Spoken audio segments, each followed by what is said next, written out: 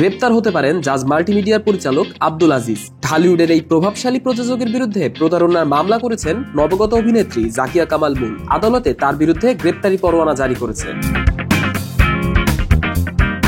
25 ফেব্রুয়ারি Dhaka metropolitan magistrate Mohammad Ehsanul ইসলামের আদালত এই পরোয়ানা জারি করেন। 2022 সালের ফেব্রুয়ারিতে পাপ সিনেমার জন্য চুক্তিবদ্ধ হয়ে আজিজ 60 লাখ টাকা গ্রহণ করেন মুনের কাছ থেকে। চুক্তি অনুযায়ী সিনেমার কাজ শেষ হওয়ার কথা ছিল ওই বছর মার্চেই। কিন্তু অভিযোগ রয়েছে নির্ধারিত সময় সিনেমার কাজ শেষ হয় নাই, আর বিনিয়োগকৃত অর্থ ফেরতও দেওয়া হয়নি। এরপর 2024 সালের মে মাসে পাপ সিনেমাটি একটি ওটিটি প্ল্যাটফর্মে 1,10,00,000 টাকায় বিক্রি করে দেন আব্দুল আজিজ। অথচ অভিনেত্রী মুন কোনো অর্থই পাননি।